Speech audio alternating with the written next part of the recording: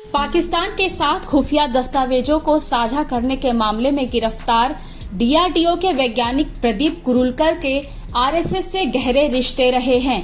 जो खुलासे हो रहे हैं उसके मुताबिक कुरुलकर खुद संघ के संगठन मंत्री रह चुके हैं और उनके परिवार की पिछली 4 पीढ़ियां आरएसएस से जुड़ी रही हैं। कुरुलकर भले ही जेल की शिक्षों के पीछे हों, लेकिन कथित मुख्यधारा के मीडिया ने आरएसएस के साथ उनके रिश्तों को लेकर चुप्पी की चादर ओढ़ रखी है।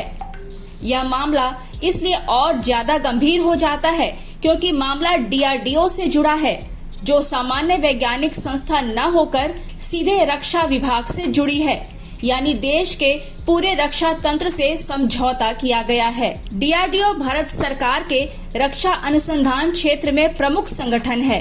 आम लोगों की जानकारी से दूर रहते हुए इस संगठन में कार्यरत कर्मचारी वैज्ञानिक भारत के रक्षा क्षेत्र को मजबूती प्रदान करने के लिए काम करते हैं। पूर्व राष्ट्रपति एपीजे अब्दुल कलाम का नाम डीआरडीओ से अभिन्न रूप से जुड़ा रहा है। डीआरडीओ की इंजीनियरिंग शाखा के प्रमुख वैज्ञानिक प्रदीप कुरुलकर को महाराष्ट्र की एटीएस ने दुश्मन देश को भारत की खुफिया जानकारी साझा करने के आरोपों में मई माह के पहले सप्ताह में ही गिरफ्तार कर लिया था। कुछ समाचार पत्रों में इस बारे में खबर भी आई थी, लेकिन हाल ही में उनके बारे में कुछ और जानकारियां प्राप्त हुई हैं, जो बेहद चौंकाने वाली हैं। प्रदीप कुरुलकर मूलतः पुणे निवासी हैं। इनका परिवार राष्ट्रीय स्वयं सेवक संघ के साथ घनिष्ठ रूप से लंबे समय से जुड़ा हुआ है।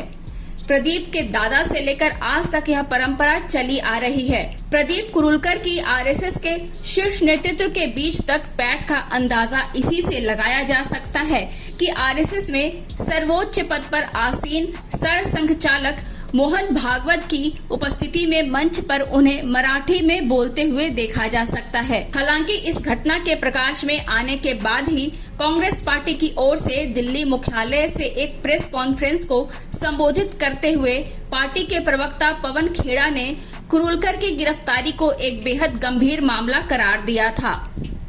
उन्होंने आरोप लगाते हुए इसे आरएसएस के राष्ट्र विरोधी चेहरे को एक बार फिर से उजागर होने की बात कही थी।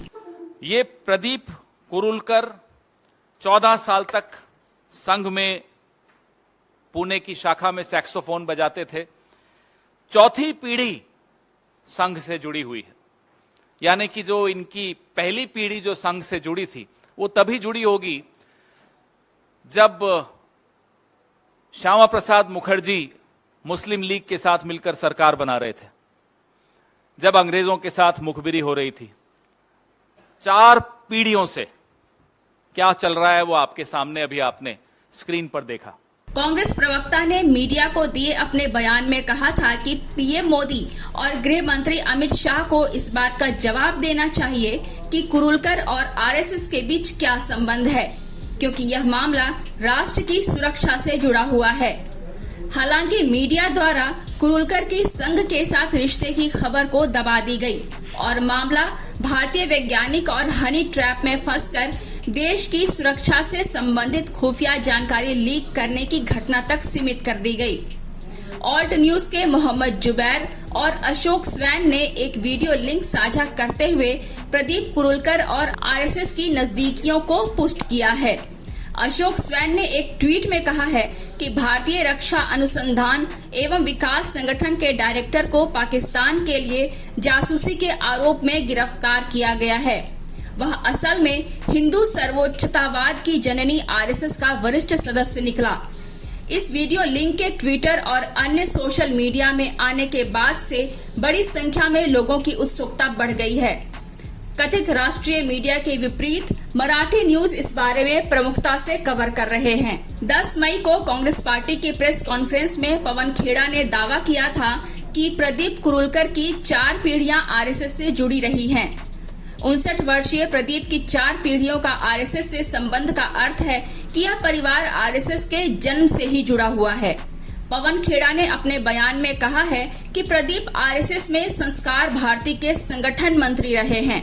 हनी ट्रैप के मसले पर पवन खेड़ा ने कहा, असली हनी ट्रैप तो किसी डीआरडीओ प्रमुख का आरएसएस के शाखा संगठन से जुड़ा होना है। इसके पहले भी ऐसे मामले प्रकाश में आते रहे हैं। ध्रुव सक्सेना, यशवंत शिंदे का मॉड्यूल इसी प्रकार से संघ से जुड़े संदिग्ध व्यक्तियों के इतिहास की पुष्टि करता है। खेड़ा ने अपने बयान में कहा है कि प्रधानमंत्री की नाक के नीचे डीआरडीओ निदेशक के पद पर बैठा व्यक्ति, जो कि आरएसएस का बेहद करीबी है, वह पाकिस्तान को संवेदनशील सूचनाएं दे रहा था। यह गद्दार किसी अन्य राजनीतिक दल से जुड़ा होता तो मीडिया इसके अलावा कोई और खबर नहीं चला रहा होता। अक्टूबर 2022 में यह मामला प्रकाश में आया था। अक्टूबर से फरवरी 2023 तक 5 महीनों के दौरान इस शख्स की पाकिस्तान की महिला के साथ व्हाट्सएप चैट और लैपटॉप से खुफिया जानकारी का आदान प्रदान चलता रहा। फरवरी में एटीएस ने कार्रवाई करते हुए फोन और लैपटॉप अपने कब्जे में कर लिया था, लेकिन गिरफ्तारी मई में हुई है और सूचना मिल रही है कि 19 मई तक कुरुलकर की हिरासत बढ़ा दी गई है। ग्रेड एच श्रेणी के वैज्ञानिक प्रदीप कुरुलकर ने पुणे इंजीनियरिंग कॉलेज से 80 के दशक में इंजीनियरिंग की। इसके बाद एडवांस पावर इलेक्ट्रॉनिक्स में उच्च शिक्षा के लिए आईआईटी कानपुर से डिग्री हासिल कर 1988 से अभी तक डीआरडीओ में विभिन्न पदों पर आसीन रहे। वर्ष 2000 से विभिन्न पुरस्कारों से सुसज्जित प्रदीप कुरुलकर को जनवरी 2023 में अजिंक्य डी.वाई. पाटिल विश्वविद्यालय ने डी लिट की डिग्री से नवाजा था। इतने उच्च पदस्थ वैज्ञानिक का एक अनजान विदेशी महिला से संपर्क में आना और रात भर चैटिंग और फोटो शेयर करने और बदले में देश की अति संवेदनशील खुफिया जानकारी साझा करने की घटना बेहद गंभीर मामला है।